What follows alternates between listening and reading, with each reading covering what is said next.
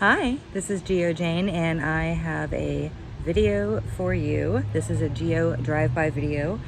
The drive you're going to be taking is from Seattle to Winthrop. This is in the state of Washington in the Pacific Northwest. It's an absolutely beautiful drive. It's like 200 miles long and it takes about 4 hours. The drive goes through North Cascades National Park, which is an amazingly beautiful part of our country, and it's very unique. So I'm going to tell you about the geology of it.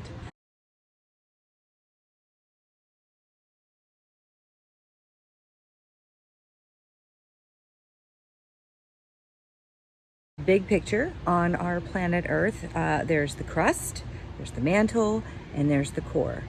And the crust is really very thin as far as our Earth scale goes. I have a visual aid here. So this is our apple, our beautiful Earth apple.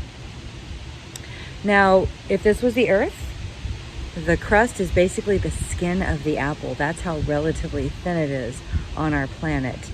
And under that apple skin crust is the ooey gooey mantle, and then right in the middle is our core complex. Our crust is kind of bimodal. There are two different types of crust on our planet. You've got the continental crust, which is actually much thicker than oceanic crust. Oceanic crust is very thin and very dense. A food analogy, and I love food analogies in geology, is the continental crust, our land masses, that's whipped cream.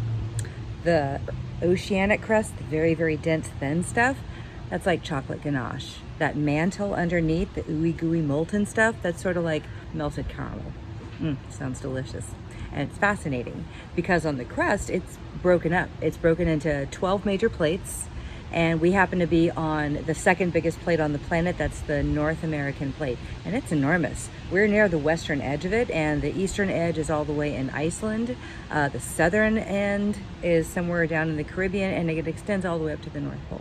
Where all of these plate boundaries are, there are some interactions, and those interactions are driven by convection in that ooey gooey melted caramel mantle. I mean, it's not really melted caramel. And it convects, and that causes those plates to move around, and at plate boundaries you get interesting geology like volcanoes. If something is driven down underneath another one, that ooey gooey mantle melts that stuff that goes down. It pops up sometimes as volcanoes. Sometimes you get mountain building, sometimes the volcanoes build into mountains, and sometimes it's like thick stuff colliding into thick stuff and you get mountains like the Himalayas. Sometimes those plates kind of slide by each other, and those are transformed, sort of like the San Andreas Fault is a type of transform boundary. So at the plate boundaries, you've got different interactions. Deep time background here. 1 billion years ago, something broke off to the west of us and just went away. We're not exactly sure what it was, but that made the western margin of the North American plate pretty much Idaho, kind of a little bit further west of Idaho, but definitely not where it is right now. It's much further west today. It was a passive plate margin for the next 800 million years. So the land masses erode, it brings it down to the water level. So you get a coastal plain. You also get a continental shelf, and it's all this is sediment being either washed down from the land mass that's nearby or the ocean that lies over it. And so it was like that. It was that kind of environment for 800 million years. And then something changed 200 million years ago. The supercontinent that it was connected to started to break up. That was Pangea. The Atlantic Ocean started to split open. At that point was a divergent plate boundary. So those plates are moving apart. And because this section is going this way, the section on the other side has got to move in a sort of similar direction. Something's got to change. So what happened here at this western plate margin is it started to collide with the oceanic plate right next to it. And so that dense chocolate ganache of the oceanic crust is bumping into the whipped cream of the continental crust. It's got to sink down. And so this convergent plate boundary is a subduction zone. The subduction zone drags down the crust into the gooey, ooey, molten mantle, and that makes the rocks melt. It's sort of like a rock recycling program. it was not, and it basically gobbles up all of that oceanic crust. It just keeps on coming in for 200 million years. At the rate of plate tectonic movement, which averages about 2 to 3 inches a year, you give that 200 million years, that's like 5,000 miles of oceanic floor. There's a lot of ocean in the Pacific. And in that ancient Pacific Ocean, there was ocean sediments, seamounts, which are underwater volcanoes. You had microcontinents.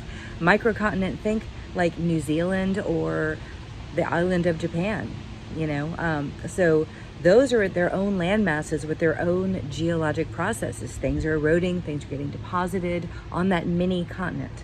Right at our west coast, you had some things that were too big to get stuffed under.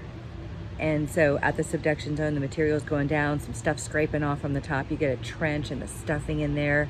But when you have these little seamounts or a microcontinent that starts going in towards that trench, that convergent plate boundary can't subduct that stuff anymore. So that's like land-to-land collision. Can't stuff down the trench. It basically corks that trench, it makes it stop. But that landmass gets docked on to that western boundary. So you just grew the continent and you grew the plate. That pressure, that momentum, that plate tectonics is still happening. So another trench develops on the other side of that landmass that just docked on. So that trench stopped, and then there was another one that started. And this is the scenario that happened under the state of Washington. Essentially, what you're driving over is this situation. So you had a subduction zone begin around 200 million years ago, and it just gobbled up ocean floor. 100 million years ago, a microcontinent docked on to the North American plate on the western boundary. It grew the state of Washington. The Okanagan Highlands is that microcontinent. You don't drive quite that far today, but out east is basically that first docked blob of land that smushed onto the North American plate. And then 50 million years ago, that stuff was still happening. The North Cascades microcontinent was drawn in by that convergent plate boundary. And since it was its own landmass, it collided. And the North Cascades microcontinent docked onto the North American plate about 50 million years ago.